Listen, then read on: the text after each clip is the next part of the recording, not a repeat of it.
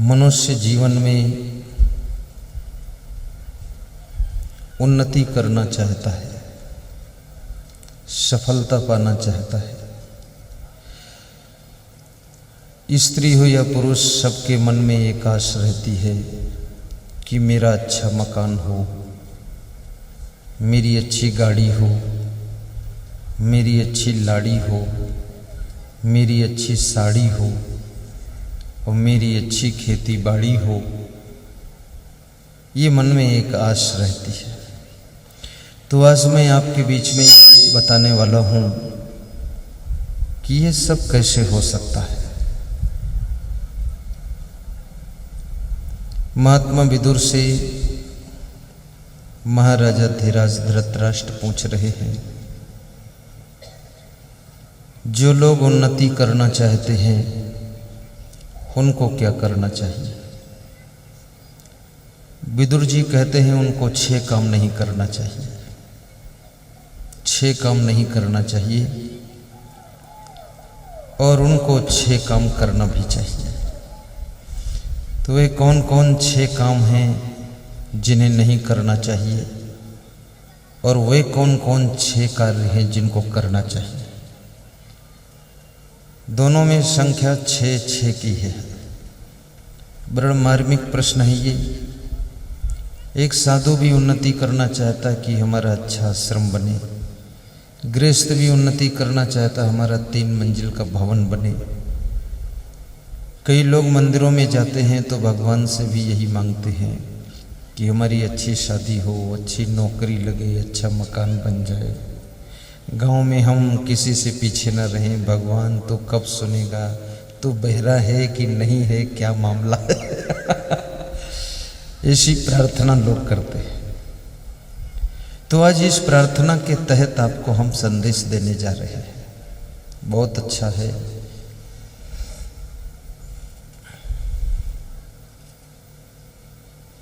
खड दोषा पुरुषेणे हतव्यम भूत मिच्छिता अति निद्रा तंद्रा भयम क्रोधम आलस्यम दीर्घ सूत्रता। ये 6 काम नहीं करना चाहिए। ये जो पहला श्लोक बोला हूँ इसमें 6 ऐसी बातें बता रहे हैं हमारे विदुर जी धृतराष्ट्र को कि हे राजन, जो मनुष्य 6 काम नहीं करता है उसकी उन्नति होती है, उसको सफलता मिलती है। आज सफलता का रहस्य आपके बीच में खोल रहा हूं। नंबर 1 क्या है? अति निद्रा। अति निद्रा नहीं लेना चाहिए। जो लोग सफलता चाहते हैं, उन्नति चाहते हैं, उनको बहुत ज़्यादा नहीं सोना चाहिए। ये बड़ी महत्वपूर्ण बात है। पूरे विश्व के अंदर एक वे लोग हैं जो तादाद से ज़्यादा सोते हैं और फिर भी इतने बेशर्म हैं, कभी शर्माते नहीं। 10 घंटे हो तो कम, 12 घंटे हो तो कम। उनसे कहो कि घंटे तो जोड़ लो, कितने घंटे सो चुके हो। बोले घंटा जाने दो भाड़ में, हम महीना 2 महीना सो सकते हैं लगातार। कुंभकर्ण के बाप है। ऐसे लोग उन्नति नहीं कर सकते। सोने के घंटे बहुत ज्यादा बढ़ाने वाले लोग, उनका विकास रुकता है, क्योंकि 24 घंटे से ज्यादा घंटे नहीं है। प्रधानमंत्री को भी 24 घंटे मिलते हैं, मुख्यमंत्री को भी 24 घंटे मिलते हैं। अब ये घंटे चाहे सोने में गंवा दो, चाहे खेलने में गंवा दो, चाहे गप सप लप में बिता दो, चाहे लड़ाई झगड़ा में बिता दो, चाहे जेल में बिता दो, चाहे बीमार होकर हॉस्पिटल में बिता दो, चाहे ये घंटे एक दूसरे के द्वार पर बैठ करके बातें करने में बिता दो, चाहे ये घंटे आप आलस्य में बिता दो। अभी जयपुर से फ़ोन मेरे पास आया था तो मैंने कहा कुशल मंगल तो है ना। बोले सारी कुशल मंगल सत्यानाश हो गई। तो मैंने कहा हुआ क्या? बोले पोता की लाड़ी आई है तो उसको ही लेकर सब बैठे रहते, काम तो करते ही नहीं, सब बंद कर दिया काम। तो मैंने कहा वो लाड़ी में क्या करते हैं? बोले बातें करते रहते हैं।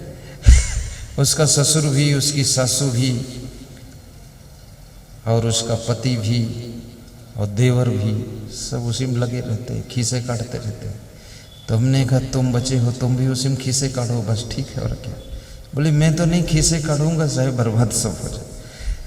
तो मैंने कहा तुम घबराओ मत, तुम्हारी उम्र 70 साल हो गई है, तुम इनकी जिम्मेदारियों को धीरे धीरे अपने मन से हटा दो। एक तरीका होता है, जब तुम्हारे घर में तुम्हारी बात को कोई सुनता न हो, तुम्हारी बात को कोई मानता न हो, और तुम्हारा सम्मान खत्म हो गया हो, तो आपको सिलेंडर हो जाना चाहिए, बात बताना ही बंद कर देना चाहिए, चुपचाप रोटी खाकर मुस्कराना चाहिए, और जब इच्छा हो तब गुरु जी का प्रवचन सुनना चाहिए, क्योंकि अब अपनी जिंदगी की पारी समाप्त हो चुकी है, अब दूसरों की पारी शुरू हुई है, अब उनकी जिम्मेदारी है, अपनी जिम्मेदारी खत्म हो चुकी है।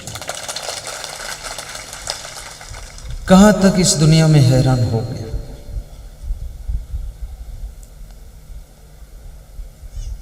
और सबसे अधिक कीमती चीज अगर आपकी जिंदगी में कोई है तो वो समय है। Importance of the 1 minute in life. एक एक मिनट का बड़ा महत्व है। सोच समझकर, तौल कर 1 मिनट में बोले गए शब्द आपकी जिंदगी की धारा को ठीक कर देते हैं।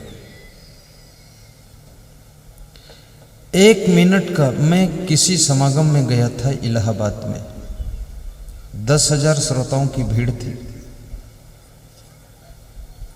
प्रवचन में मेरा भी नंबर लगा था, तो मुझे 4 मिनट मिले थे और सबसे लास्ट में मिला टाइम। तो मैंने कहा सबसे फर्स्ट में दे दो, मुझे 300 किलोमीटर जाना है, वहाँ प्रवचन देना है। बोले तुम्हारा प्रवचन होने के बाद सब चले जाएंगे, इसलिए लास्ट में दूंगा टाइम। बिठा के रखा मुझे 3 घंटे फालतू, और 4 मिनट दिया, और 4 मिनट में 1 मिनट माइक भी बंद हो गया। भाग्य की बात, कुछ बिगड़ गया होगा उसमें। तो माइक बंद हुआ तो मैं हंसा जोर से, मैं हंसा तो 10,000 लोग हंसे, और जब सब हंसे तो सब मेरे प्रेम में फंसे। तो वहां पर मेरे बहुत प्रोग्रामों की मांग हुई, और केवल 3 मिनट सुनाया मैंने जोर से। 3 मिनट में ही उन्होंने कहा कि कोई संत, हाँ मालूम पड़ा कि है आया यहाँ पर। याद रखना, 1 मिनट में तुम अपनी प्रतिभा को प्रकट कर सकते हो। 1 मिनट में तुम डिसीजन लेकर के अपनी जिंदगी की राहों को बदल सकते हो। 1 मिनट में ऐसी बात कह करके लोगों के दुख को दूर कर सकते हो, और 1 मिनट में बिना संभले बोलोगे तो अपने घर में ज्वालामुखी भी भड़का सकते हो। इसलिए संभल जाइए और 1-1 मिनट के मूल्य को समझिए। जिनके पास में 10 लाख रुपए है, लोग कहते हैं उनके पास बैंक में 10 लाख जमा है, लेकिन 10 लाख कमाया कहां से? उसमें साल भर समय लगा है, 2 साल समय लगा है, दिन रात खेती में मेहनत किया है, सर्विस किया है, बिजनेस किया है, या राजनीति किया है। राजनीति भी एक कमाई का साधन है। राजनीति को कितने लोगों ने बिजनेस मान रखा है। जमीन बेचकर चुनाव लड़ते हैं लोग, जुआ खेलते हैं कि एक बार जीत जाऊंगा, सारा ब्याज सहित वापस निकाल दूंगा, और फिर आकर के मंच पर बोलते हैं कि हम आपके सेवक हैं, तुम्हारी सेवा के लिए खड़े हैं, और फिर मन में सोचते हैं तुम वोट दो और हम तुमको चोट दें और तुमको धर के घोंट दें और दुनिया का सब नोट लें। बड़े कुशल होशियार होते हैं लोग। 100 में 20% नेता अच्छे होते हैं, उन्हीं के बल पर पार्टी चलती है और देश का कुछ कल्याण होता है। और 80% जो है बड़े फूहड़ लोग इसमें भर्ती हो जाते हैं। लेकिन तुम चाहे जिस पार्टी को वोट दो, दोनों में एक ही मॉडल के लोग हैं, सब एक ही थैली के चट्टे बट्टे। 25% तो ऐसे हैं जो ये पार्टी छोड़कर उस पार्टी में जा चुके हैं, उस पार्टी को छोड़कर इस पार्टी में आ चुके हैं।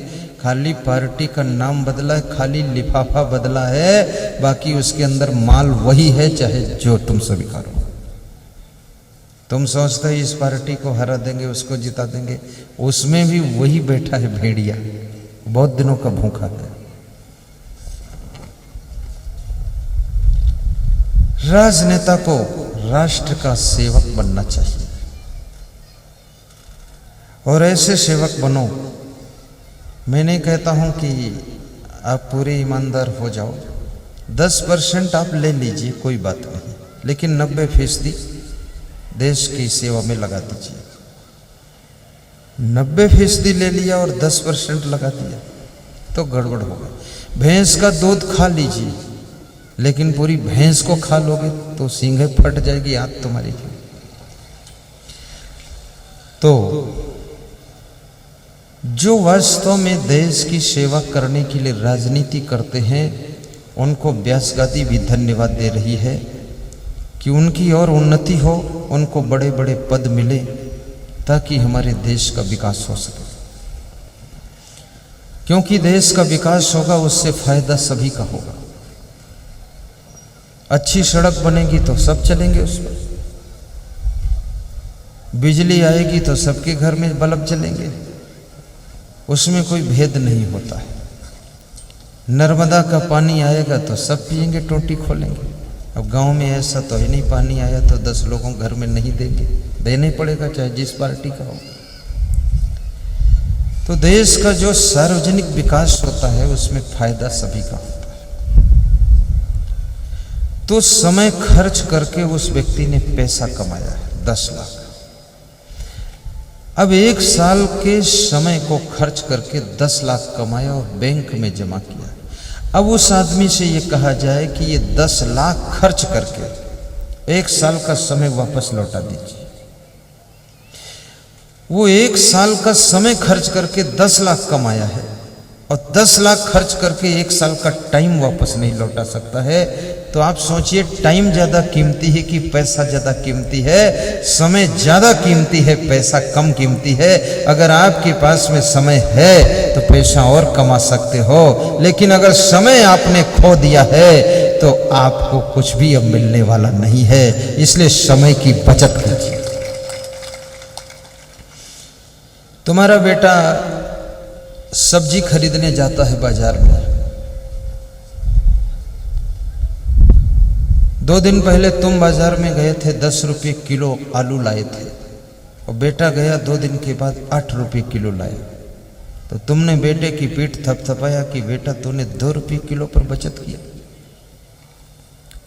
पैसे की बचत सबको दिखती है, लेकिन समय की बचत। स्नान करने में भी समय बचाइए। मान लिया तुम 1 घंटे में नहाते हो, आधा घंटे में नहा लीजिए, आधा घंटा बचाइए। फूल तोड़ने में भी समय 5 मिनट बचाइए। फूल की माला गूंथने में 2 मिनट समय बचाइए। आटा माड़ने में 3 मिनट समय बचाइए। रोटी बेलने में भी आप 5 मिनट का समय बचाइए। भोजन परोसने में भी थोड़ा समय बचाइए। और मान लिया आधा घंटे में खाते हो तो 20 मिनट में खाओ, 10 मिनट उसमें बचाइए। और सोते हो 8 घंटा तो 1 घंटा कम सोइए, 1 घंटा उसमें बचाइए। और बातें करने में 3-3 घंटे बातें करते हो, आधा घंटे बात करके ख़त्म कर दो, 2.5 घंटे वो बचाइए। डेली अगर 2-4 घंटे का समय बचा लो, उस समय में कोई विशेष कार्य करना शुरू कर दो, तो याद रखना पूरे गांव में, पूरे क्षेत्र में तुमको विशेष स्थान प्राप्त होगा।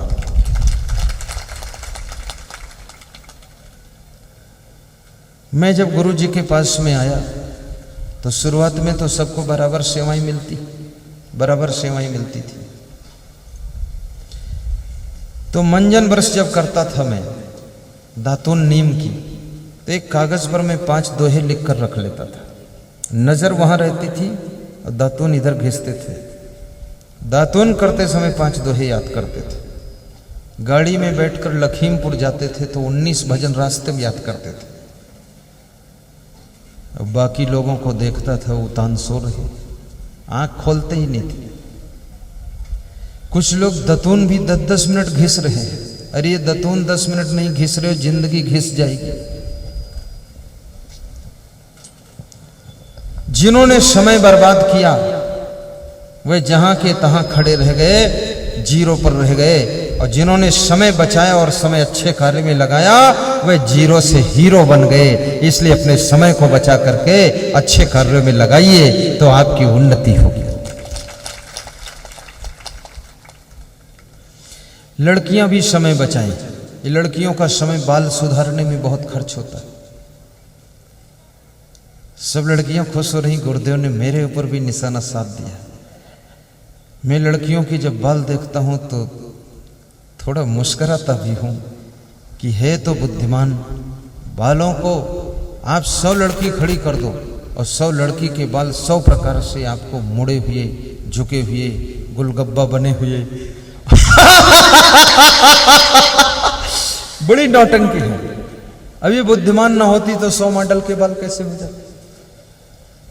और जितना इन्होंने बालों पर दिमाग लगाया है उतना और दिमाग किसी पर नहीं लगाया। बस ये छोटी सी खोपड़ी के बाल, ये भी नहीं सोचा है कि मेरी खोपड़ी किधर जा रही है। अरे बाल ठीक रहे, खोपड़ी भाड़ में जाए। अब ये जो लड़कियां बालों पर ज्यादा टाइम खर्च करती है, फिर बालों के बाद गालों पर,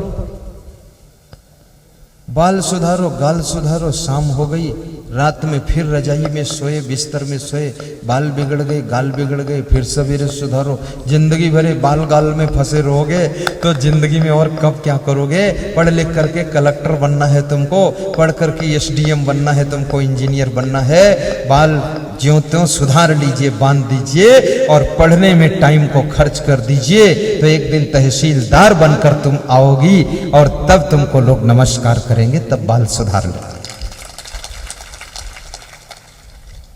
लड़कियों ने ज्यादा ताली बजाई, कल से ये बालों का लफड़ा खत्म कर देंगे। अब तो नौजवान जो विद्यार्थी हैं, स्टूडेंट, वे भी अभी इसी साल से ये फैशन आया है बालों में कटिंग का। चारों तरफ बाल पूरा काट देते हैं, बाईपास रोड निकालते हैं और बीच में चौराहे पर बाल उड़ रहे हैं रुई जैसे। मैं तो देखता हूं उसमें बहुत बेवकूफ आदमी है, इसको शर्म नहीं लगती है। और फिर उसमें और काट के गहरा गड्ढा बना के डिजाइन बनाते हैं। ये क्या कर रहे हो नाटक, तुम कहां इस खोपड़ी में उलझे हुए हो। अपने मन को संभालिए, अपनी ऊर्जा को सही प्रयोग कीजिए, अपनी जिंदगी को इतना संवारिए। अभी हमारे बहुत सिर के हमारे बालों को आपने देखा भी नहीं होगा, ढके रहते हैं। लेकिन आप ये सोचिए, न तो बालों में कटिंग है, न सेटिंग है, न डेंटिंग है, न पेंटिंग है, न एक्टिंग है। लेकिन इस व्यक्ति के दर्शन करने के लिए कम से कम 10 करोड़ लोग विश्व के अंदर इच्छा करते हैं कि एक बार उनको देख लूं, दर्शन कर लूं। और सबको दर्शन भी मिलने वाले नहीं है। और 20 करोड़ लोग इस व्यक्ति की वाणी सुनते हैं जिसने न बाल संवारा है, न एक्टिंग किया, न हिप्पी कट, न गप्पी कट, न लप्पी कट, केवल सादा सिंपल जीवन है। जिंदगी को संवार लीजिए, मन को विचार से शुद्ध कर लीजिए तो आपके दर्शन के लिए लाइन लगी रहेगी और आपकी जिंदगी धन्य हो जाएगी।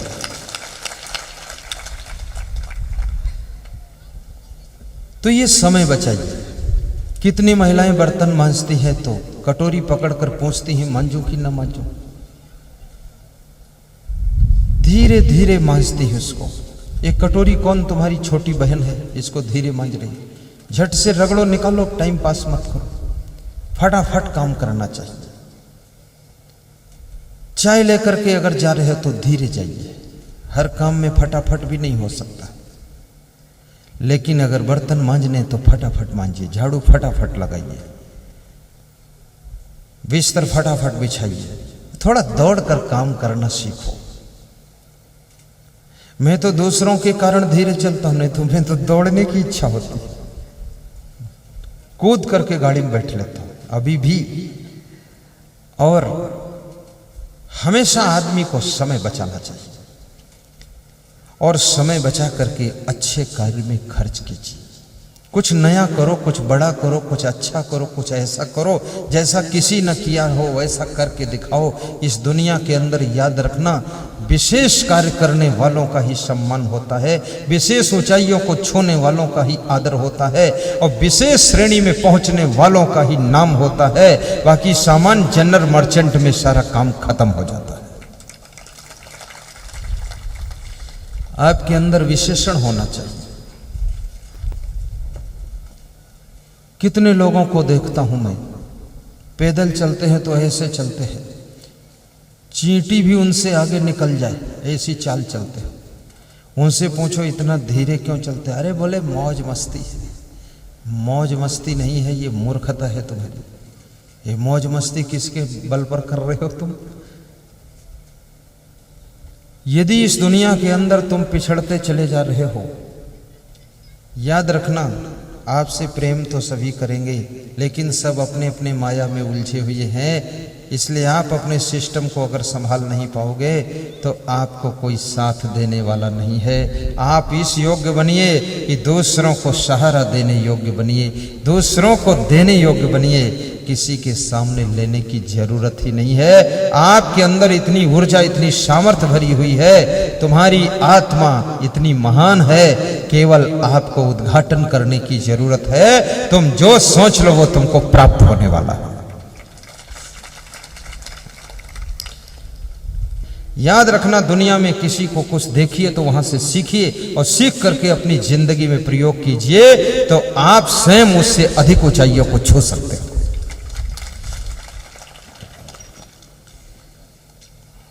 रुक्मिणी ने एक बार कृष्ण भगवान से जिद किया कि तुम रोज रोज कहां जाते हो, मैं भी साथ में चलूंगी, देखूंगी तुम कहां जाते हो। स्त्रियों को बड़ी चिंता हो जाती यदि उनका रोज रोज पति कहीं जाता हो तो वे सोचती ये कहां जाता है, संदेह होता है। इसलिए बहुत नेताओं की पत्नियां साथ में ही जाती हैं। मैं देखता हूं शिवराज सिंह चौहान की पत्नी साधना सिंह ज्यादातर उस साथ में साधना करती, बहुत कम छोड़ती शिवराज सिंह को। और राष्ट्रपति की पत्नी रामनाथ कोविंद जी की पत्नी वो भी साथ में ही भोपाल आई थी। तो मैं सोचा यहाँ पत्नी का क्या काम है। तो उसकी पत्नी बोलती तुमको क्या पता, यहाँ इतनी पत्नी आई है, पति का पता चलेगा कहीं, अपने पति को संभाल कर वापस ले जाऊंगी। तो ये अपने अपने माल को संभालना भी चाहिए।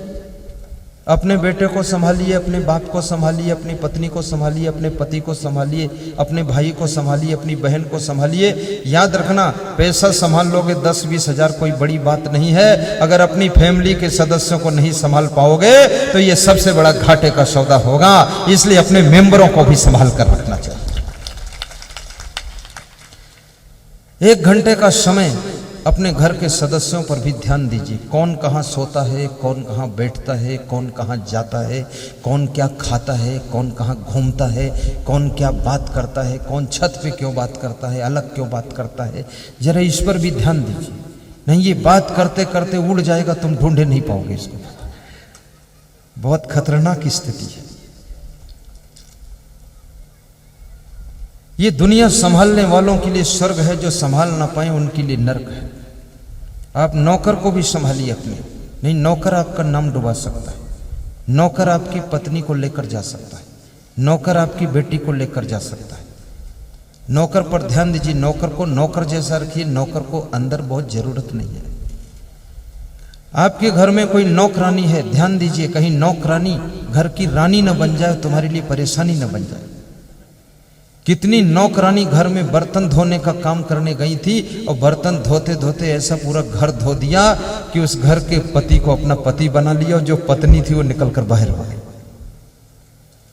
अब उस पत्नी की गलती है, वो देखती नहीं है मेरा पति किधर जा रहा है, नौकरानी की तरफ आकर्षित तो नहीं हो रहा है। और इस दुनिया के अंदर 2 आकर्षण बहुत खतरनाक होते हैं। इन 2 आकर्षणों से जो बच गया उसको दुनिया में कोई ब्रेक से रोकने वाला पैदा नहीं हुआ है। पहला आकर्षण है रुपया का आकर्षण। ये रुपया लोभ बहुत पैदा करता है। अगर इसके लोभ से बच गए आप तो समझ लो पाप के बाप से बच गए। और दूसरा आकर्षण है सुंदर रूप का आकर्षण। ये सुंदर रूप का आकर्षण भी आदमी के जिंदगी के रूप को बिगाड़ देता है।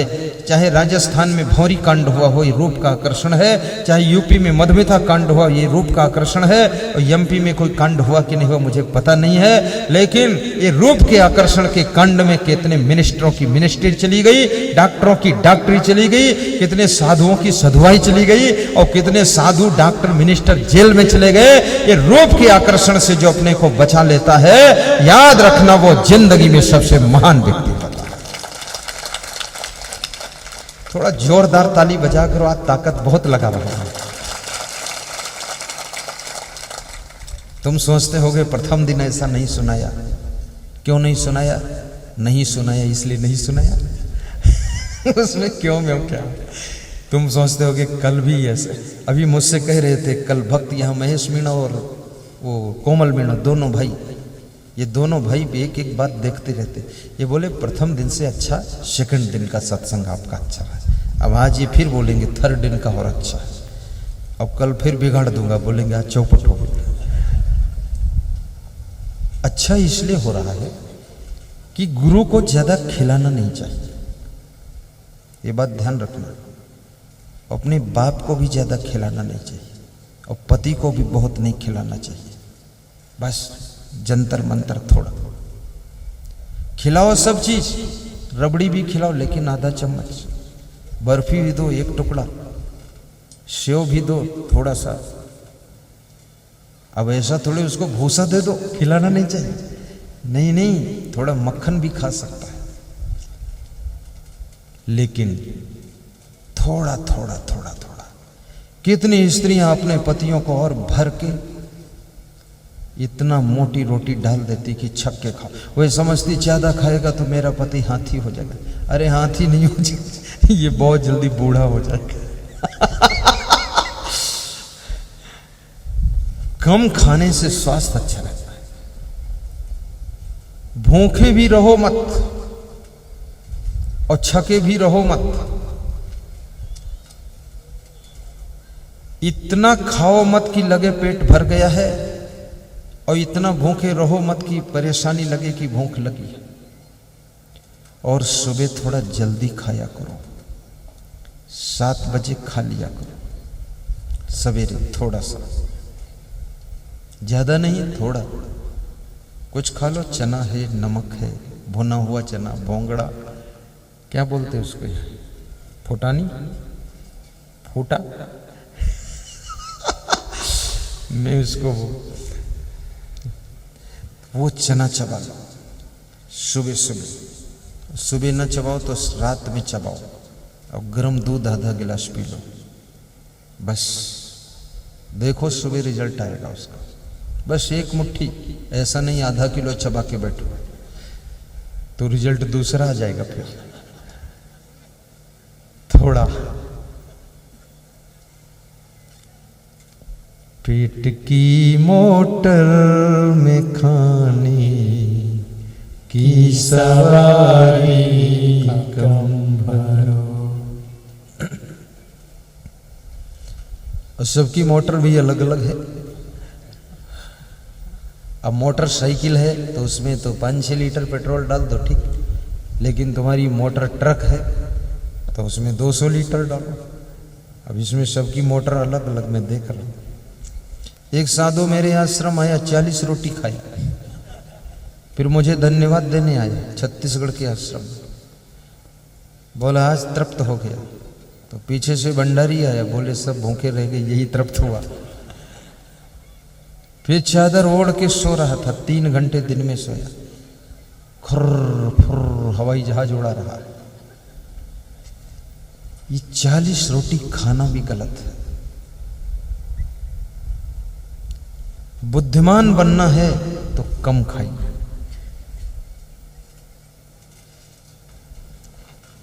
बुद्धू बनना है तो ठोस ठोस कर खाइए।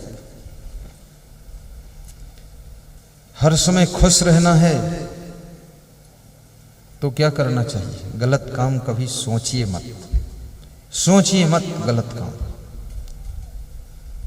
करना तो बहुत दूर है, सोचना नहीं। जिसके मन में गलत काम सोचने में भी आता है वो कभी खुश नहीं रह सकता। जिसका स्वास्थ्य अच्छा नहीं रहता वो खुश नहीं रह सकता। जिसको गहरी नींद नहीं आती वो खुश नहीं रह सकता। और जो व्यक्ति गलतियां बहुत करता वो कभी खुश नहीं रह सकता। और याद रखना, अपनी खुशियों को खोना और गलतियों में डूबे रहना ये बहुत बड़ा घाटे का सौदा है। इन गलतियों को खो दीजिए और अपनी खुशियों को वापस प्राप्त कर दीजिए।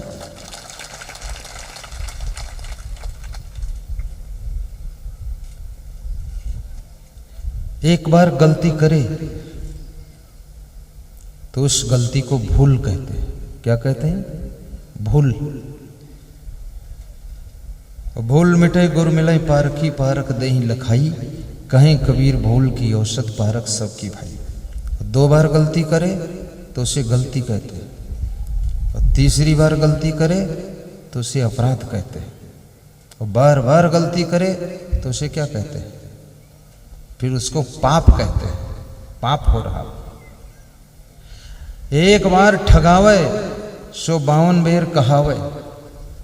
एक बार तुम कहीं ठगा जाओ तो 52 बार तुमको लोग कहेंगे, अरे तुम ठगाए गए हो। पूरा घर बोलेगा तुम ठगाए ठगाए आवत हो। एक बार ठगावे सो 52 बेर कहावे, और जो 52 बेर ठगावे वो गप्पू नाथ कहावे।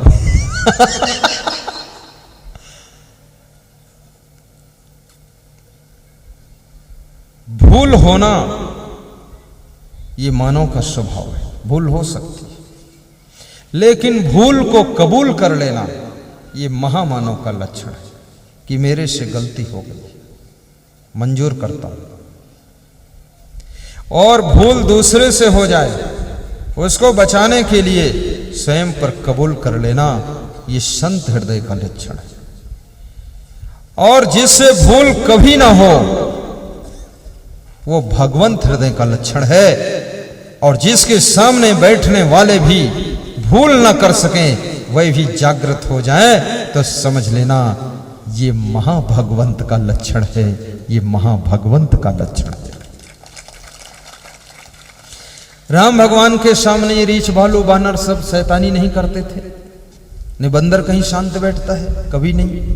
अब यहीं से सोचिए राम भगवान का कितना बड़ा प्रभाव था, कितना बड़ा अनुशासन था, कितना राम भगवान का कंट्रोल था।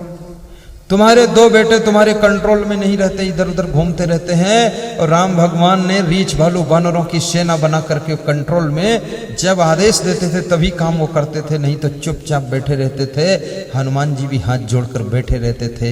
याद रखना, जिसके सामने सब शांति से बैठने लग जाएं, कंट्रोल में रहने लग जाएं, तो उसके अंदर भगवत सत्ता का प्रभाव आ चुका है। अब उसके चरण छू करके अपने आचरण बदल लेना चाहिए।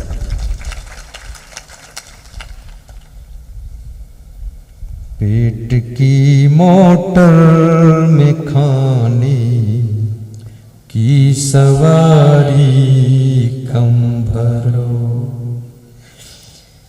फेल हो जाएगी ओवर लोड हो जाने के बाद। दोहराना बाबा।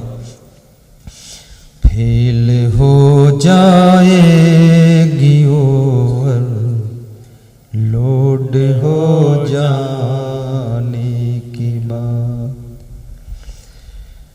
फूल से पूछो कि तुम पे आई है कैसे बहार।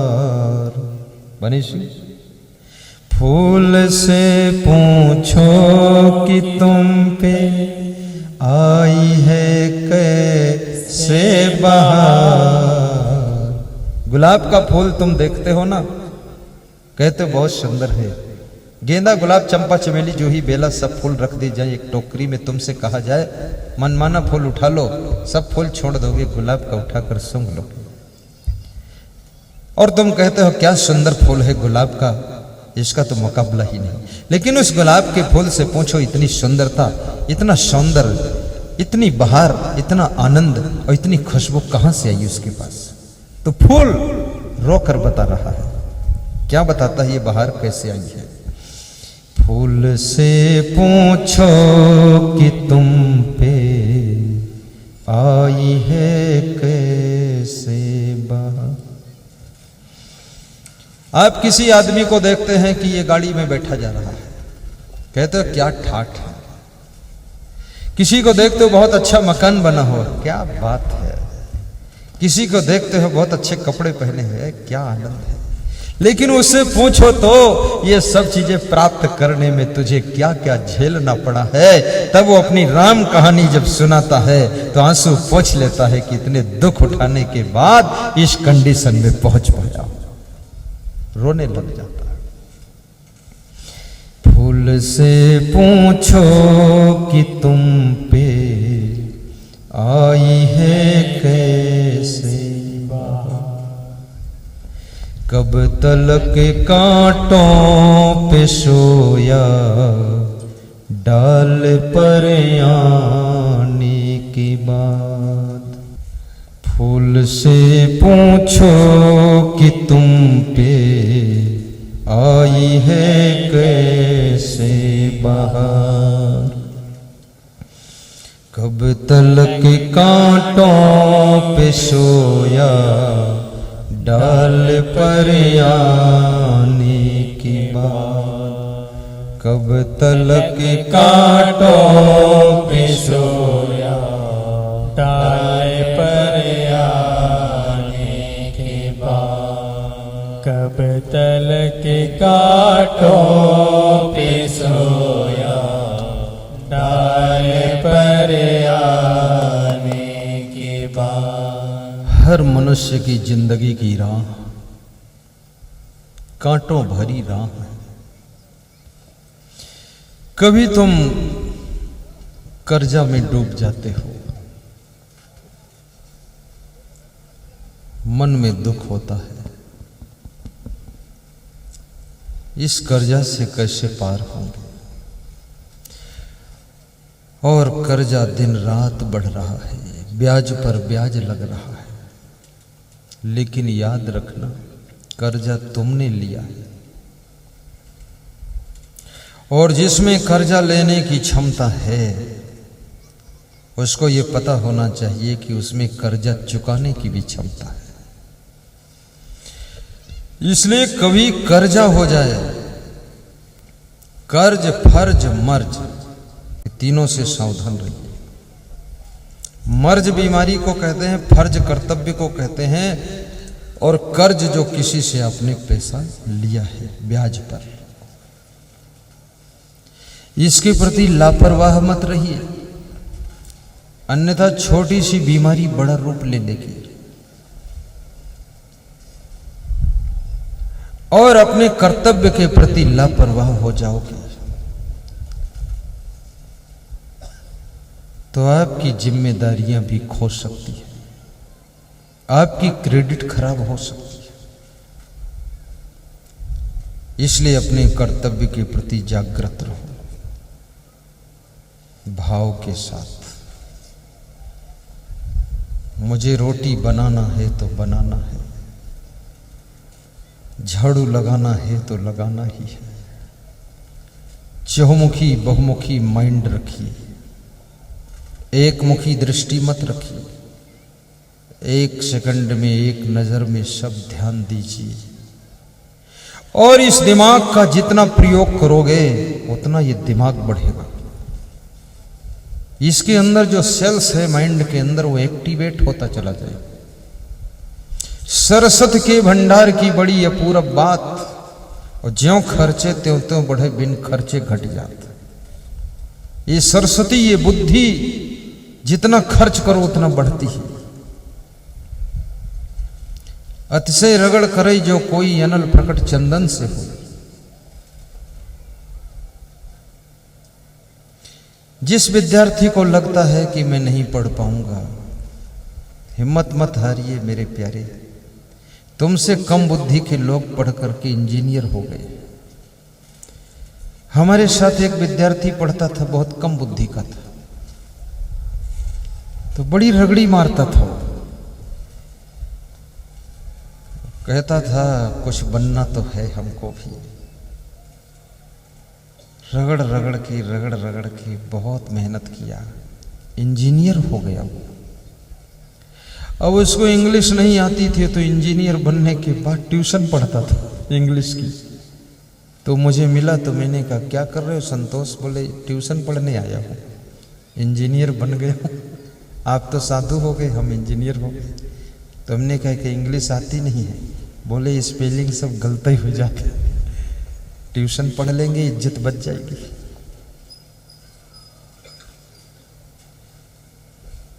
आप दृढ़ संकल्प लेकर के पढ़ने में मन लगाइए। कबीर मन तो एक है, चाहे जहां लगाओ, चाहे गुरु की भक्ति करो, चाहे विषय कमाओ। कुछ विद्यार्थी कहते पढ़ने में मन लगता नहीं है, तो मैं उनसे पूछता हूं फिर मन कहां लगता है? तो खीसे काट देते। कहां लगता है इसका उत्तर नहीं दे सकते। या तो मन तुम्हारा मोबाइल में लगता होगा, या फैशन में लगता होगा, या इधर उधर गीतों में लगता होगा, कहीं ना कहीं तो लगता होगा। मन लगे बिना रह ही नहीं सकता है। तो इस मन को सब तरह से समझा करके पढ़ने में लगाइए। आपके पिताजी ने मन पढ़ने में नहीं लगाया तो उनकी क्या दशा है? पिता के पिता ने नहीं लगाया तो क्या दशा है?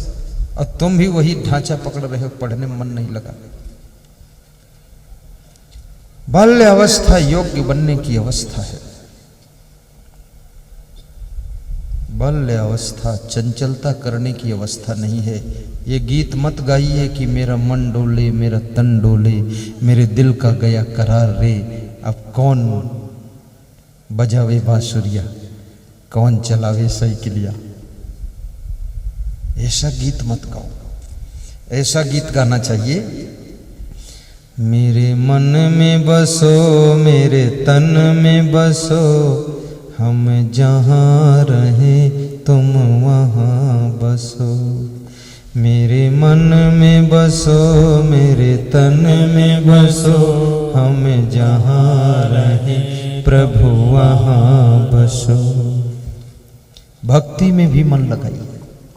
जो विद्यार्थी भक्ति में मन लगाता है उसका मन पढ़ने में भी लग जाएगा। चंचल मन को वश में करने का सबसे सुंदर साधन है भक्ति, सबसे सुंदर साधन है सत्संग। आप YouTube में प्रवचन सुनना शुरू कीजिए, आपका मन बहुत लाइन पर आ जाएगा। आज भोपाल से 3 विद्यार्थी आए थे, कह रहे थे हम बहुत सुधर गए आपके प्रवचन से। मेरे पापा ने कहा था तुम प्रवचन सुनो इनका, संगदेव का, देखो सब रिजल्ट आ जाएगा। अब बोले सुना तब से बिल्कुल ठीक हो गया।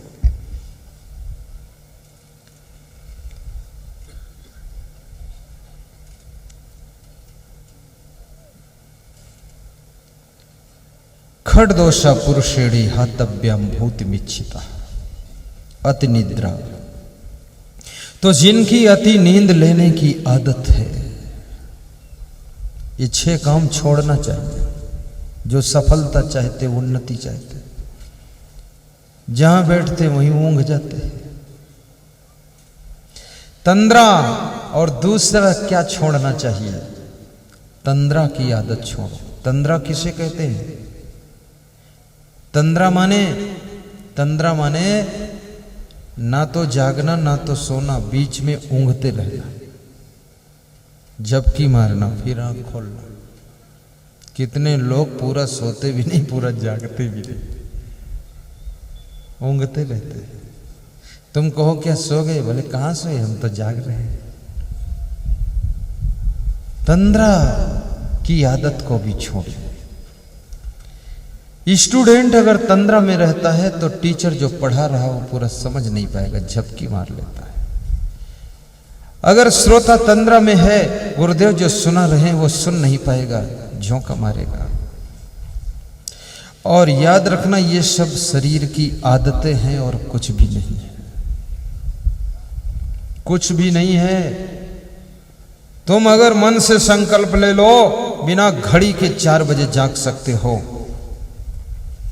और तुम अगर आत्मा से संकल्प ले लो तो रात में 12 बजे फिर जाग सकते हो। और तुम अगर संकल्प ढीला कर दो तो घड़ी का अलार्म भी बजता रहे तो भी नहीं जागोगे। बड़ी घंटी कोई बजाता रहे खोपड़ी पर, तो तुम्हारी खोपड़ी पर ईंट लग जाए तो भी नहीं उठो। ऐसे ऐसे कर दोगे, ठीक है, फिर सोते रहो। तुम्हारी पूरी जिंदगी संकल्पों से बंधी हुई है, और संकल्प और प्रतिज्ञा और प्रण, इनमें बड़ी खासियत होती है। तुम्हारे अंदर जो गुप्त रूप से स्टॉकेज, स्टोर में ऊर्जा है, संकल्प से वह ऊर्जा भी प्रयोग होना शुरू हो जाती है। मन में निश्चय कीजिए, किसी गांव में आग लग गई, गांव जलने लगा, घर जलने लगे, सामान जलने लगा, तो किसी घर में एक बुढ़िया 6 साल से बिस्तर पर पड़ी रहती थी, घर में उठ नहीं पाती थी। तो उस बुढ़िया का कोई ध्यान ही नहीं दिया, लोग अपने बच्चों को उठाने लगे, सामान उठाने लगे, और बूढ़ी मां को कौन उठाए। और लोग ये भी सोचते थे आखिर चिता में जलाना ही है, तो इसी में जल जाए तो क्या फर्क है। उब गए थे लोग बीमारी से, बुढ़ापे से। तो जब सामान भी निकाल लिया, अपने बच्चों को निकाल लिया, तब लास्ट में पूछा, बूढ़ी अम्मा कहाँ रह गई? उनको तो कोई निकाला ही नहीं, याद नहीं। तो सबने कहा वो तो भूल ही गई, उसी में जल गई, मर गई। तो किसी ने कहा वो तो इधर पीछे खड़ी है टीला पर। तो पूछा, अम्मा तुम यहां कैसे आ गई?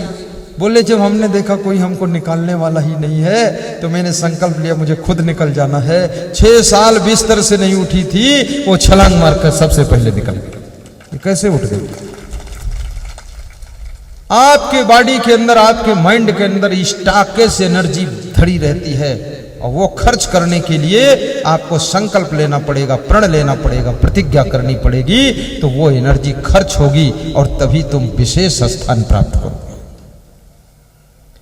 अभी तुम संकल्प ले लो कि हमको 2 भजन याद करना है, उसके बाद सोना है, याद हो जाएगा। दृढ़ संकल्प ले लो, जब तक 10 चौपाई याद नहीं होंगी तब तक खाऊंगा नहीं, याद हो जाएंगे।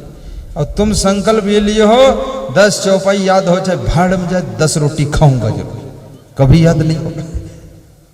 कुछ तो शर्त लगा दीजिए इस मन के साथ में।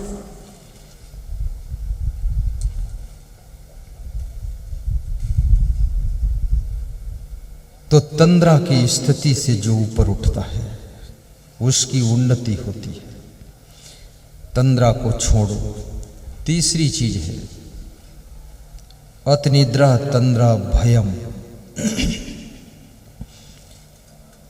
डरपोक स्वभाव को त्याग कीजिए। ये जो भय लगता है, कुछ लोग अपने घर में शेर बनते हैं और घर से बाहर बिल्ली बनते हैं।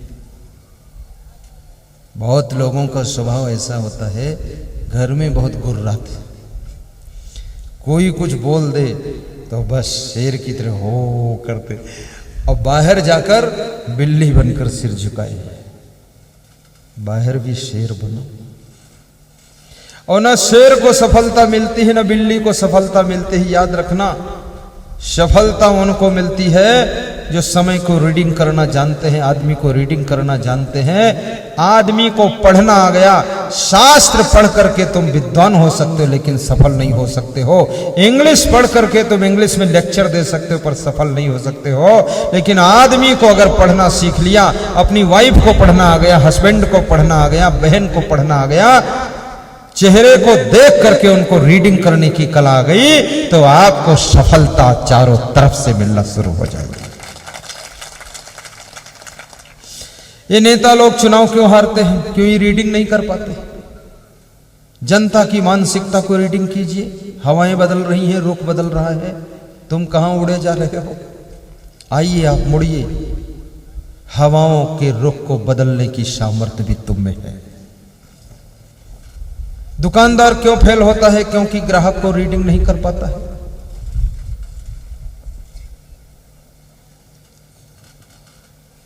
पति क्यों फेल होता है? क्योंकि अपनी वाइफ को रीडिंग नहीं कर पाता है कि मेरी वाइफ किस मॉडल की।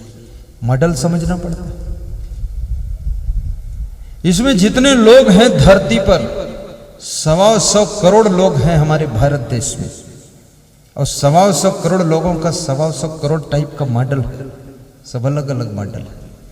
मॉडल के नाम मैं नहीं बता सकता, लेकिन है अलग मॉडल। किसी से थोड़ा बात करोगे तब वो डील होगा, किसी से कुछ नहीं बोलोगे तब डील होगा, किसी से हल्का मुस्कुरा दोगे तब डील होगा, और किसी से ज़्यादा बातें करोगे तब डील होगा, किसी से खुसुर फुसुर करोगे तब डील होगा, और किसी से ही हंसोगे तब डील होगा, और किसी से कुछ नहीं बोलोगे तब डील होगा, और किसी को हाथ जोड़ के कहोगे तुम बहुत महान हो तब डील होगा, किसी की प्रशंसा करोगे तब डील होगा, और किसी से क्षमा मांग लोगे तब डील होगा। तरह तरह के मॉडल के लोग हैं, उनको रीडिंग करना आ जाए और डीलिंग करना आ जाए तो आपकी फेलिंग कभी होने वाली नहीं। Face is the index of all, seeing the pictures at the person's house his characters learnt. आदमी को पढ़ना सीखो, ग्राहक को पढ़ना सीखो, मरीज को पढ़ना सीखो, भगत को भी पढ़ना सीखो, साधु को भी पढ़ना सीखो, गुरु को भी रीडिंग करो। मैं एक दिन मंच पर थोड़ा सुस्त बैठा था, तो लोग यहाँ फूल भेंट करने आए, दक्षिणा देने। तो एक माता जी आई, बोले गुरुजी आप दुखी हो क्या, सुस्त क्यों हो? उसने मुझे रीडिंग किया। तो मैंने कहा माता जी दुख कोई नहीं है, सो रहे थे और आधी नींद में जागना पड़ा और तुरंत आना पड़ा, तो सुस्ती अभी दूर नहीं हुई। तो फिर मैंने बाम लगाया, बाम लगाकर सुस्ती दूर किया। तो उसने कहा अब ठीक है, आप दुखी नहीं आप। ये रीडिंग होता चेहरा कि आप दुखी हो कि टेंशन में हो कि तनाव में हो कि गुस्सा में हो कि क्रोध में हो कि भयभीत हो, क्या हो, ये सारी चीजें झलकती हैं आपके चेहरे के ऊपर।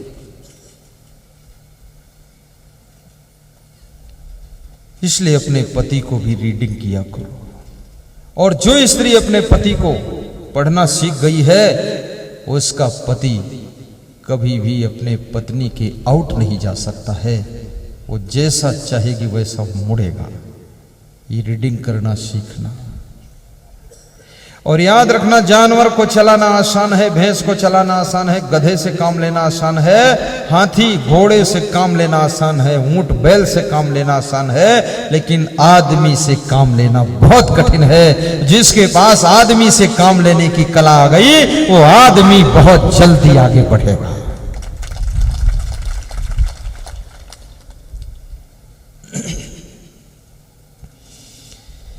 भीड़ आदमी की है, आदमी अकेला है। भीड़ आदमी की है, आदमी अकेला है। कौन किसका साथी है, जाना जब अकेला है। भीड़ आदमी की है, आदमी अकेला है। किसी की तुम मदद करते हो, परोपकार करते हो, धर्म करते हो, अच्छा करते हो, तो याद रखना उसका पुण्य आपके पास इकट्ठा हो रहा है। तुम्हारे साथ 10 गुना अच्छा करने वाले लोग जन्म जन्म में मिलेंगे। तुम्हें मदद करने वाले लोग मिलेंगे, उपकार करने वाले लोग मिलेंगे, तुमको सहारा देने वाले लोग मिलेंगे। आज सहारा यदि तुमने किसी को दिया है तो कल सहारा उससे बड़ा तुमको मिलने वाला है। इसलिए सहारा भी देना चाहिए। एक सिंह सो रहा था, उसकी नाक के ऊपर चूहा कूद पड़ा। चूहा इतना समझदार न पहले होता था ना अब होता है।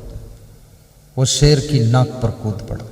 उसको क्या पता ये शेर की नाक है कि किसी नाक है। चूहा तो चूहा, गणेश जी का चूहा कूद पड़ा। सिंह कब सह सकता है कि मेरी नाक पर कोई कूदे। सिंह गुर्राया और पंजे में चूहे को पकड़ दिया और बोला रगड़ कर चटनी कर दूंगा, मार दूंगा। दिमाग खराब, मेरी नाक पर कूदा है। चूहे ने कहा महोदय मुझे नहीं पता थी कि आपकी नाक है। बोले तो किसकी नाक है? बोले मालूम ही नहीं थी इस मॉडल की नाक कभी देखा ही नहीं। मैं तो सोचा कोई मिट्टी का ढेर होगा, कूद गए। आज पहली बार कूदा हूं, क्षमा कीजिए। चूहा होशियार था, क्षमा मांग लिया। आदमी कभी कभी चूक जाता है, अरे गलती हो जाए कहीं फंस जाओ तो झट से क्षमा मांग लो, बवाल से छुट्टी पा जाओ। लेकिन आदमी कहता क्षमा नहीं मांगूंगा, सिर झुकाऊंगा नहीं, सिर कट जाए तो कट जाए लेकिन झुकूंगा नहीं। ये फालतू बात मत कर, क्षमा मांग ले, मैटर को खत्म कर दे। वही माफ कीजिएगा महोदय, गलती हो गई। इतने शब्द कहने से अगला व्यक्ति खुश हो जाता है। तो उस चूहे ने माफी मांगी कि माफ करो, आज छोड़ दो आप मुझे, इतना उपकार कर दो मेरे साथ। मैं तुम्हारे पंजे में आ चुका हूं, मार सकते हो मुझे पता है, लेकिन आज यदि तुम हमको मार दोगे तो कल तुम जिंदा नहीं रहोगे, और आज यदि तुम हमको छोड़ दोगे तो कल तुमको बचाने के लिए मैं ही आऊंगा, आज मुझे बचाओ। शेर ने सोचा ये चूहा तो बड़ा विद्वान है, इतनी बड़ी बातें कर रहा है। शेर ने सोचा छोड़ देता हूं, किसी दूसरे ने तो देखा भी नहीं कि नाक पर कूदा है, मैं ही तो जानता हूं, किसी को बताऊंगा ही नहीं तो इज्जत तो बची ही रहेगी। याद रखना, मनुष्य एक ऐसा प्राणी है जिसकी मान और मर्यादा, जिसका सम्मान और इज्जत बहुत बड़ी चीज होती है।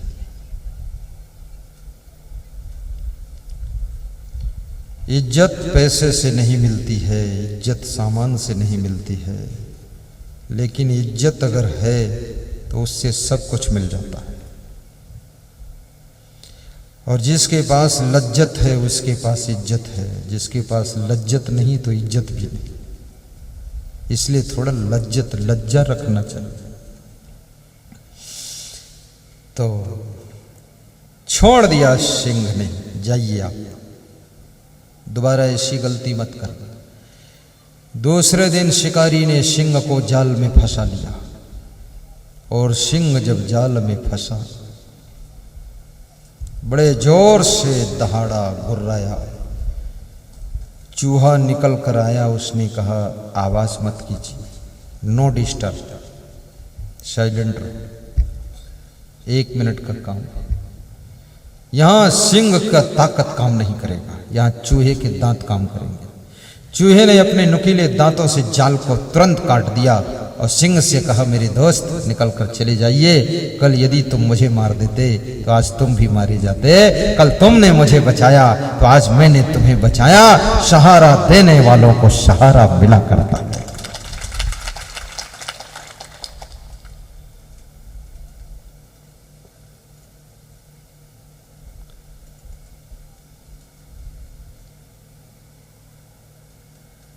ध्रुव तपस्या करने जा रहे थे। ध्रुव के पिताजी ने रोका, तप मत करो, वापस लौट चलो। तो ध्रुव ने क्या कहा, जब जगत के पिता का सहारा लिया तब करे क्यों सहारा तुम्हारा पिता। अब मैंने जगत पिता का सहारा ले लिया है, पिताजी आपका सहारा तो था लेकिन आपने सहारा दिया नहीं।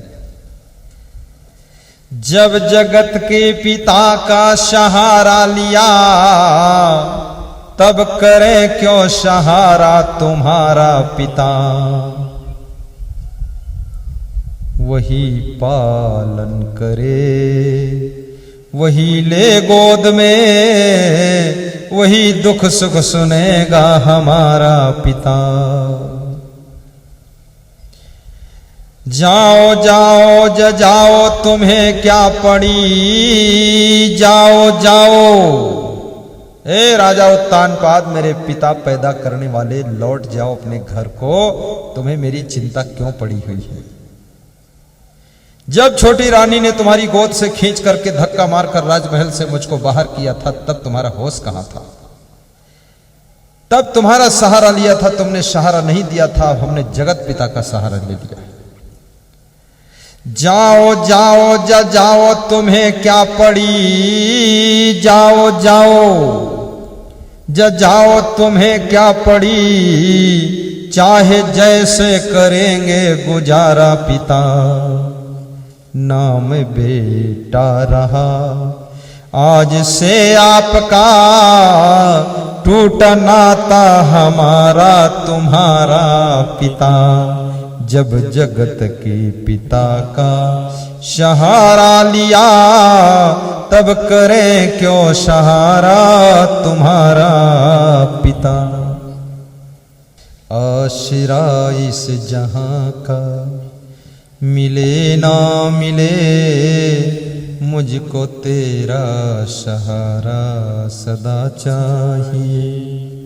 आसरा इस जहां का, जब दुनिया के लोग सहारा देने से मना कर दें तो बस एक इष्ट देव का सहारा ले लेना, गुरुदेव के चरणों में चले जाना। उलझने घेर ले सब तरफ से तुम्हें, हौसले से उन्हें आप सुलझाइए, फिर भी मन को मिले ना चैन यदि, तो सदगुरु की शरण में चले आइए। बस उनकी शरण में चले जाना।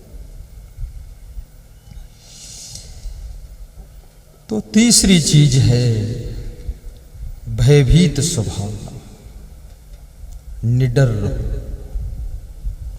और डर किसको लगता है? जो पूर्ण योग्य नहीं होता है उसको डर लगता है, हिचकिचाता है। डर किसको लगता है? जो कुछ मिस्टेक करके जाता है उसको डर लगता है। इसलिए पूर्ण योग्य भी बनिए और मिस्टेक को छोड़िए, सुधारिए। भयभीत स्वभाव के लोग उन्नति नहीं कर पाते। निडरता भी हो। निडरता का अर्थ ये नहीं कि उदंडता, निडरता का अर्थ ये नहीं कि झगड़ा करना। निडरता हो लेकिन निडरता में भी नम्रता हो। जैसे श्री कृष्ण भगवान निडर थे, डरते नहीं थे। जब दो राक्षसों ने आकर के गोकुल में आग लगा दी और गोकुल की झोपड़ियां जलने लगी, तो गोपी ग्वाल कृष्ण के पास में आए। कृष्ण कदम के वृक्ष की डाल पर बैठकर बांसुरी बजा रहे थे। बोले, कृष्ण तुम यहां बांसुरी बजा रहे हो और गोकुल जला जा रहा। बोले, क्या बात? बोले, राक्षस आए हैं मथुरा तरफ से, उन्होंने आग लगा दी, गोकुल की झोपड़ियां जल रही। कृष्ण धीरे से उतरते हैं, पेड़ से नीचे आते हैं और कहां है राक्षस, चलो बताओ। गोपी ग्वाल जा करके बताते हैं, वो खड़े हैं। अच्छा तुम यहीं रुक जाओ सब, मैं अकेले जाता हूं उनके पास। राक्षस दो हैं, कृष्ण एक हैं, उनके पास जा रहे हैं। गोपी ग्वाल कहते, तुम मत जाना, तुमको मार डालेंगे वो। कृष्ण कहते, चिंता मत करो, मुझे जाने दो। कृष्ण वहां जाते हैं। एक राक्षस कृष्ण को देख करके हंसता है और कृष्ण के ऊपर आग उड़ेलता है, हा करता है, उसके मुंह से आग निकलती है। कृष्ण उसकी आग में खड़े हैं और हंसते रहते हैं, जलते नहीं। फिर कृष्ण ने उसको एक लात मारी और उठाकर फेंका, दूर गिरा, वो मर गया। दूसरा फिर आया, वो हंसता है और आग फेंकता है। कृष्ण ने चक्र सुदर्शन चलाया, उसके पेट में छेद करके और उसको मार कर गिरा दिया। गोपी ग्वाल सब डरे हुए, क्या होगा क्या होगा। जब दोनों राक्षस खत्म हो गए, तालियां बज गई। गोपी ग्वालों ने कहा, ये अवतार हो चुका है, तभी इतना बड़ा काम हुआ है। याद रखना भाइयों बहनों, जो निर्भय होता है वो अवतारी पुरुष ही होता है।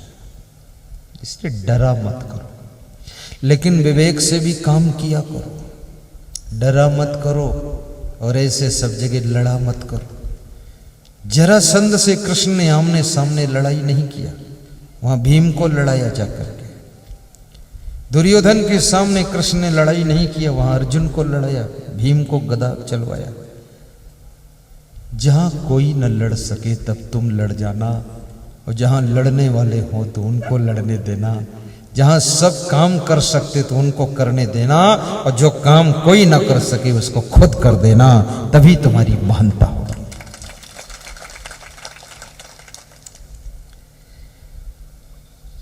भयम क्रोधम, और चौथी चीज छोड़ना है आपको, क्या? क्रोध छोड़ना पड़ेगा। जिनको विकास करना है, उन्नति की ऊंचाइयों को छूना है, उन्हें क्रोध को कंट्रोल करना पड़ेगा। ये क्रोध साधारण राक्षस नहीं है, बहुत खतरनाक है।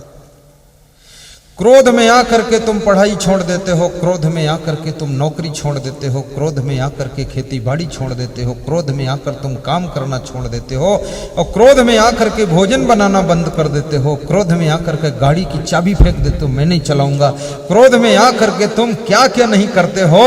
और याद रखना, ये क्रोध आपको जीरो पर लाकर खड़ा करेगा। कितने लोगों को देखा कि उनसे हिसाब किताब पूछा, लिख गया कि नहीं लिख गया, रजिस्टर लाकर फेंक दिया, लो मैं नहीं लिखता हूं इसको। जहां तुम रजिस्टर फेंक रहे हो, वह व्यक्ति यदि बुद्धिमान होगा, दोबारा तुमको ये चांस ही नहीं देगा, दूसरे को सेट कर देगा। सौभाग्य ये मनाइए कि हमको ये जिम्मेदारी मिली है, ये कोई छोटी बात नहीं। और जिसके पास कोई जिम्मेदारी नहीं है, वह व्यक्ति जिंदगी में कुछ कर भी नहीं सकता है, और जिसके पास अधिक से अधिक जिम्मेदारी है, वो बिना किए रुक भी नहीं सकता है, बहुत कुछ करेगा। इसलिए जिम्मेदारी भी लेना चाहिए। बहुत बड़ी जिम्मेदारियां लीजिए, अपने माता पिता की भी जिम्मेदारी लो, पत्नी बच्चे परिवार की भी लो, पड़ोसियों की भी ले लो, गांव की भी ले लो, रिश्तेदारों की भी जिम्मेदारी ले लो, बड़ा आनंद आएगा। सब तुमको याद करते रहेंगे, राजेंद्र कहाँ है, राजेंद्र कहाँ है। भगवान का नाम नहीं जपेंगे, तुम्हारे ही नाम जपते रहेंगे। तुम मुस्कुराते रहो, आते जाओ, जपते जाओ, लेते जाओ, सहयोग कर दो।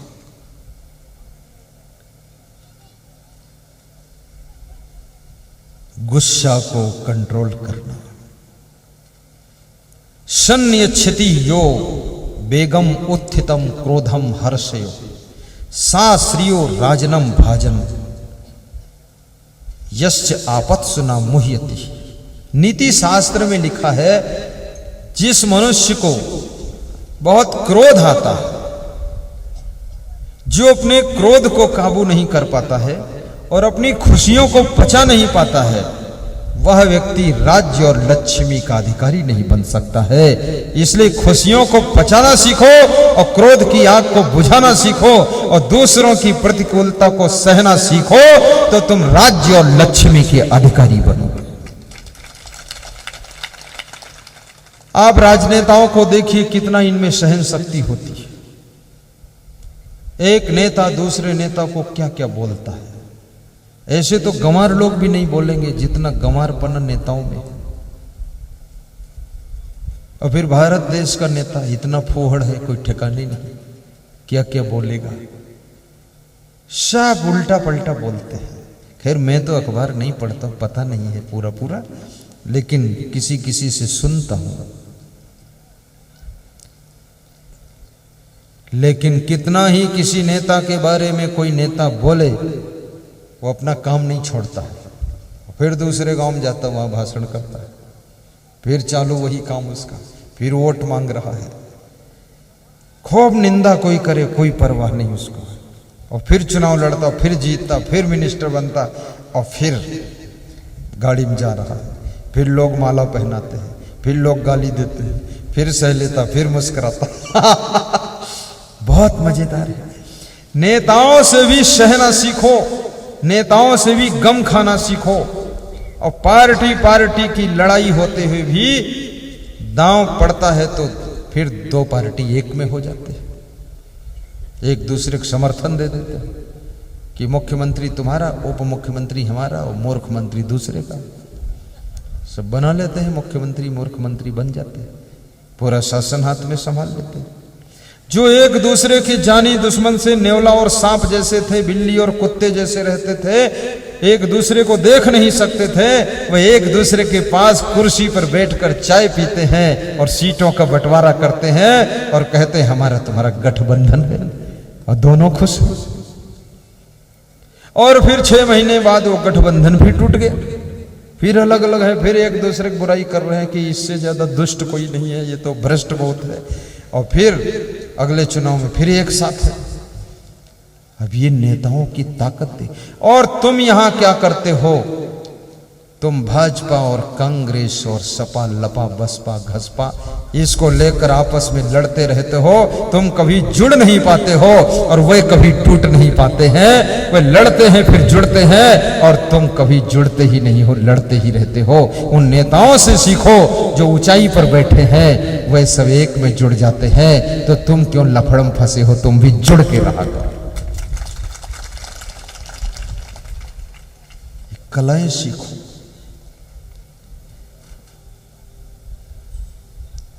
सहनशीलता के बिना किसी मार्ग में सफलता नहीं।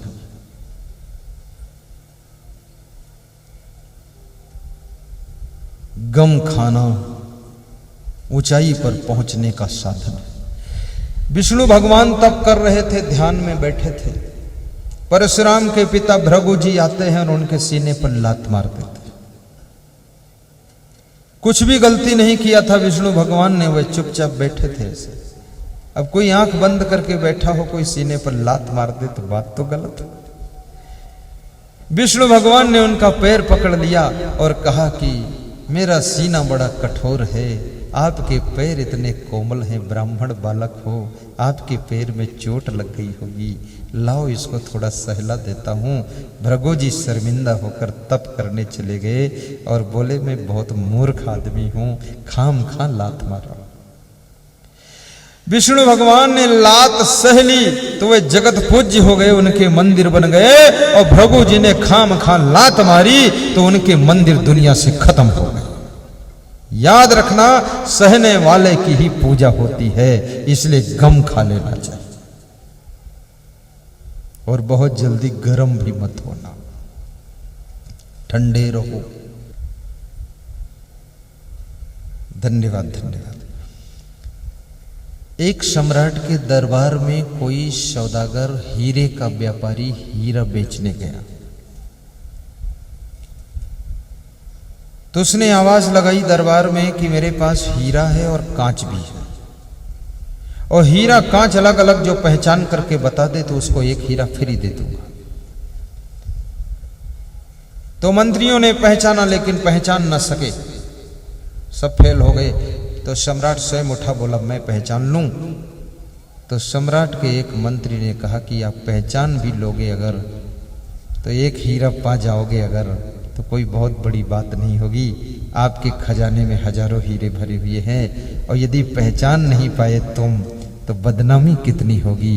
इसलिए बहुत बड़े आदमी को हर दौड़ में शामिल नहीं होना चाहिए। आप अपने सम्मान को सुरक्षित रखिए, हीरा जाने दो भाड़ में, आप तो बैठो। कितनी बड़ी बात है। जो तुम्हारे सम्मान की फिक्र करे उसको धन्यवाद देना, मना करे तो मान जाना। आपकी वाइफ कभी कभी कहती है ये बुशर्ट जो पहने हो पीले रंग का, इसको उतारो, आज लाल रंग का पहन कर जाओ। तो तुम कहते हो कि बवाल बनाती, रोज रोज हम यही पहनेंगे। नहीं नहीं, तुम उतार दो, क्योंकि तुम अपने बुशर्ट को देख नहीं पा रहे हो, वो देखती है, मैच नहीं कर रहा है, इसलिए बता रही है। उसकी इच्छा है कि मेरा पति सुंदर लगे और मेरा पति जहाँ जाए सम्मान पाए, इसलिए तेरा बुशर्ट चेंज करवा रही है, उसको धन्यवाद दे दो। कभी कभी हमारे संत, आज एक रामपाल नाम के संत, रामपाल, तो मुझसे बोले वहाँ ब्रजेश नगर में पीपल खोट के पास, बोले गुरुदेव थोड़ा पगड़ी को नीचे कर लिया जाए। तो मैंने कहा क्यों? तो बोले थोड़ा बाल दिख रहे हैं, ऊंची हो गई है। तो मैंने कहा पूरा पगड़ी खोल दो। अरे बोले नहीं गुरुदेव, तो मैंने कहा आपको मेरी पगड़ी की भी फिक्र है, कितना प्रेम है, कितना ध्यान है, कितना ख्याल है। अपनी फिक्र नहीं है, मेरी फिक्र है कि पगड़ी थोड़ा नीची कर लो, धन्य हो तुम, देवता हो। तो मुस्कुरा कर दूर खड़े हो। तुम्हारे कपड़ों का जो ख्याल करे, तुम्हारे पेंट शर्ट का ख्याल करे, तुम्हारे बिस्तर का ख्याल करे, वो कोई साधारण व्यक्ति नहीं है, वो अपनी आत्मा से ज्यादा तुमको मानता है, इसलिए तुम्हारी फिक्र कर रहा है। उसको धन्यवाद देना और उसकी बात को भी मान लेना। सम्राट मंत्री की बात को मान करके बैठ जाता है। सम्राट की सभा में एक अंधा गायक बैठा था, भजन सुनाता था। उसने कहा मैं पहचान करूं? तो सम्राट ने कहा आंख वाले नहीं परख सके तो तू बिना आंख वाला क्या परखेगा, कौन कांच है कौन हीरा है। तो उस अंधे गायक ने कहा हर चीज आंख से नहीं परखी जाती है, हर चीज परखने का तरीका अलग अलग होता है। जैसे खीर आपसे कहा जाए आंख से परखो ये मीठी है कि शक्कर कम है कि ज्यादा है, आंख से देखकर नहीं बता सकते, वो जीभ से परखी जाएगी। जैसे खुशबू आपसे कहा जाए आंखों से देखकर बताओ खुशबू आ रही कि नहीं रही, आंख से नहीं नाक से वो सूंघनी पड़ेगी। जैसे कोई लोहा गर्म है कि ठंडा है आप बताओ आंख से देखकर, आंख से नहीं पता चलेगा, वो छूने से पता चलेगा। हर चीज आंख से पता नहीं चलती है, और आंख से देख करके तुम चीज पर डिसीजन लोगे तो धोखा भी खा जाओगे। इसलिए आंखों से देख करके लोग शादी करते ना, कि लड़का बहुत अच्छा है, देखा क्या उसका मुंह देखा, हाथ पांव देखा, लंबाई चौड़ाई देखा, बहुत अच्छा है, आंखों से देख लिया। लेकिन उसको बहुत तरीकों से देखना पड़ेगा। हर एंगल से देखिए कैसा है लड़का, कैसी है लड़की।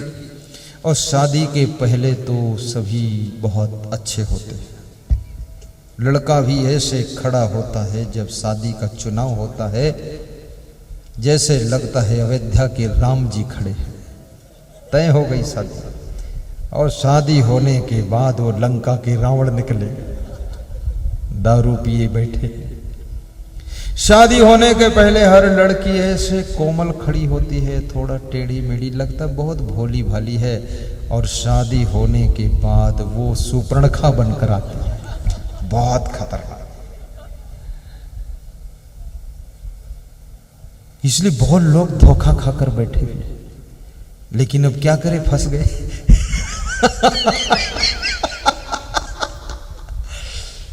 तो बहुत तरीके से देखिए, समझिए, परखिए, तब डिसीजन लीजिए। ये जीवन भर का साथ है, खेल तमाशा नहीं है। तो अंधा गायक बोला मुझे कांच और हीरा दोनों दे दो, मैं परख कर बता देता हूं, जरा खिड़की खोल दो।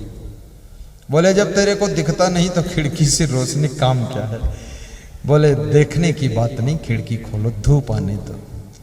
गदेली पर हीरा और कांच को रखा और खिड़की से जो धूप आई उसके सामने 5 मिनट किया, और फिर दोनों को दूसरी अंगुली से छुआ जो, और बता दिया ये हीरा है और इधर वाला ये कांच है। हीरे का व्यापारी नाच उठा और उसने कहा हीरा इनाम देता हूं, तूने सही परख दिया। आंख नहीं है उसने परख दिया, जिनके आंख थी वो परख नहीं पाए। याद रखना, पूछा गया परखा कैसे, तो उसने कहा खिड़की खोली गई, धूप अंदर आ गई, हाथ पर रखकर मैंने धूप में हीरा और कांच को कर दिया, और 5 मिनट बाद छू कर देखा तो 5 मिनट की धूप में जो बहुत गर्म हो गया था वो कांच था, और जो 5 मिनट की धूप में गर्म नहीं हुआ वो हीरा था। जो बहुत जल्दी गर्म हो जाए वो कांच होता है, और जो गर्म ना हो वो हीरा होता है। अपनी जिंदगी को हीरा जैसा बनाइए, शीतल स्वभाव, और स्वभाव का बहुत बड़ा खेल है। आपका स्वभाव सुंदर होगा तो प्रभाव सुंदर होगा, स्वभाव सुंदर होगा तो सभी लोगों का तुम्हारे प्रति भाव सुंदर होगा, स्वभाव सुंदर होगा तो घर में कोई अभाव नहीं रहेगा, सब आनंद रहेगा। मृदुबाणी सुंदर स्वभाव सभी सुखों की खान है, प्रेम की गंगा बहे जहां पर वह घर स्वर्ग समान है। प्रेम की गंगा बहे जहाँ पर वह घर स्वर्ग समान है। हो मृदुबाणी सुंदर स्वभाव, मृदुबाणी सुंदर स्वभाव सभी सुखों की खान है। प्रेम की गंगा बहे जहाँ पर वह घर स्वर्ग समान है। प्रेम की गंगा बहे जहाँ पर वह घर स्वर्ग समान है। प्रेम की गंगा बहे जहाँ पर वह घर स्वर्ग समान है। खिले फूल खुशियों के जहाँ पर, खिले फूल खुशियों के जहाँ पर, ओठों पे मुस्कान है। प्रेम की गंगा बहे जहाँ पर वह घर स्वर्ग समान है। जोर से गाइए, सब गाइए। प्रेम की गंगा बहे जहाँ पर वह घर स्वर्ग समान है। वह घर स्वर्ग समान है। बोलिए सदगुरु भगवान की जय। ये 6 चीजें आपको छोड़ना है। अति नींद, तंद्रा, भय, क्रोध। और 2 बातें कल बताऊंगा, 4 बताया। और 6 कौन कौन करना है वो भी कल बताऊंगा। अगर ये 6 छोड़ दिया और वो 6 कर लिया तो विश्व के अंदर कोई ब्रेकर नहीं है जो तुम्हारी सफलता को रोक सके। आपकी गाड़ी स्पीड से चलेगी और बहुत ऊंचाइयों को छूओगे। बहुत बहुत धन्यवाद समस्त ग्रामवासियों को। आरती की थाल आपके सम्मुख आ चुकी है। अब आरती का पुण्य लाभ प्राप्त करेंगे। अपने अपने स्थान पर हाथ जोड़कर भाव श्रद्धा से खड़े होंगे और आरती का लाभ लें। ताली बजाते हुए आरती करें। उसके बाद आरती की थाल का दर्शन करें और आरती की थाल का दर्शन करें।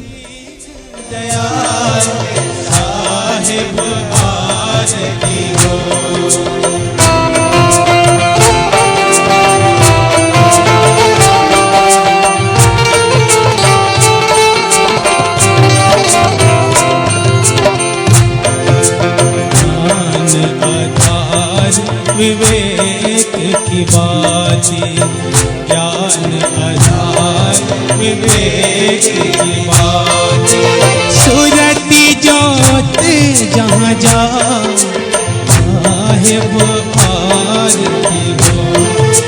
सूरती जोत जहाँ जा साहिब आरती हो। आरती दीन दयाल साहिब आरती हो।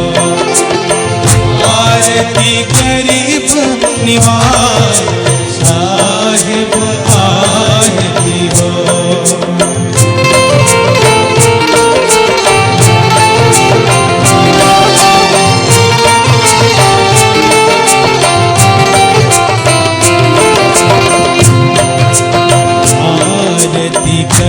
सतगुरु साहिब की आरती करो। सतगुरु साहिब की जहाँ सब संत समान साहिब आरती हो।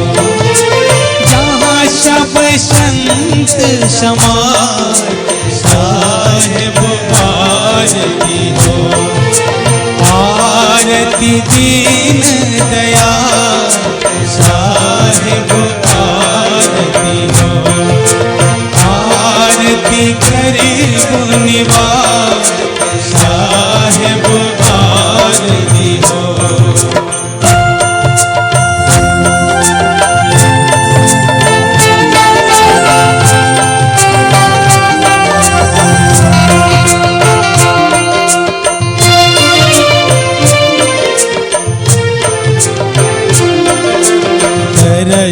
परस गुरु चरण शरण भयो। परस परस गुरु चरण शरण टूटी गयो यम के जाल साहिब आरती। विचार साहेब आरती हो आरती गरीब निवास साहेब आरती हो आरती दीन दयाल साहेब आरती हो